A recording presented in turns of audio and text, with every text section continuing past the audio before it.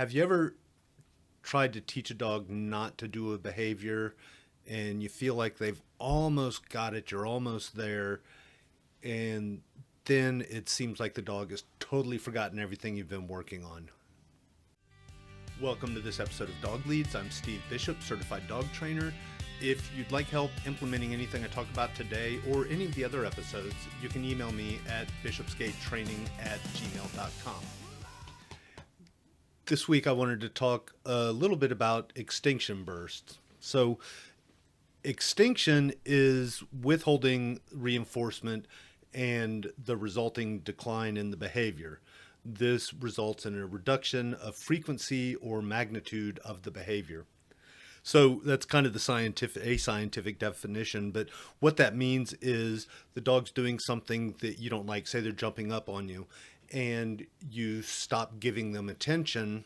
That is putting the behavior on extinction. They're not getting reinforced for that behavior. So the result of that may be what's called an extinction burst. And the way I like to explain this in really simple terms is they're learning this new behavior or not to do the behavior, and they're almost there, and then it's like, oh, I'm so frustrated, I don't want to do this anymore, and they go back to that previous behavior. And usually it comes back a lot more intense. So in really simplistic terms, that's what an extinction burst looks like. And the idea is, well, maybe I can get that reinforcer again. So they start jumping up again and it's a lot more intense. And then even if you're pushing them off, you're giving them attention. So they're getting that attention again, or that reinforcement. Ignoring the behavior tends to be kind of slow, and it can be frustrating and hard to do consistently. So if you get home from work and the dog's excited to see you and you're carrying, like I have a lunch bag and I may have a jacket or something like that with me and my hands are full, and again pushing the dog down or pushing them away, it's still reinforcement and it lacks that consistency. So that's what's called intermittent reinforcement, which can be a lot more powerful than just reinforcing a behavior every single time. My brother calls it raccooning. If you put cat food out on your front porch, for example, a raccoon's going to come every once in a while and eat the food, and they're going to be happy and go about their business.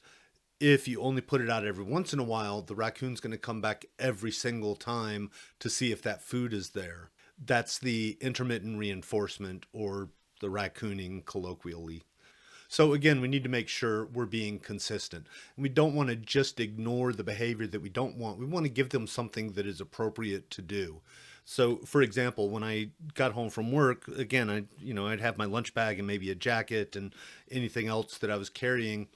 And Malcolm was excited to see me. He was jumping on me, etc. So I was ignoring the behavior, but at the same time, once I got into the house and I set my lunch bag down and put all my stuff away, then I would give him lots of attention. And even still, he's 12 years old. I've been doing this for years. Once I get all my stuff put down, I'll kneel down on the floor, or I'll sit in a chair and just reach over and give him lots of pets and lots of praise. Oh, I'm so happy to see you. You're such a good boy. Yes, you're a good boy, Malcolm. He's sitting here with me today, which is unusual. He usually doesn't come down here with me unless we're training.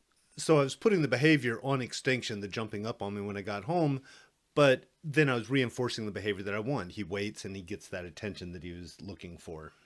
And generally, once they figure out this new routine, the undesired or the unwanted behavior is going to start to decline pretty rapidly.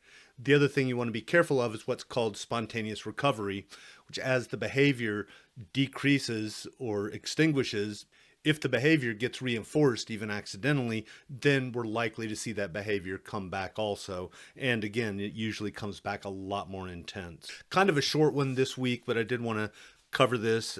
I spent the day at the pet health fair that Unchained Melodies was hosting. I did an interview with Melody, who runs that organization, episode 34, and I'll leave a link in the description if you want to check that out. I'm also going to put a link to a couple of articles that I use to put together this information and kind of fine tune it. So those will be in the description also if you're interested. Thank you for joining me today. If you found today's conversation helpful, please take a moment to like, subscribe, and share it with a friend. It truly helps the podcast grow.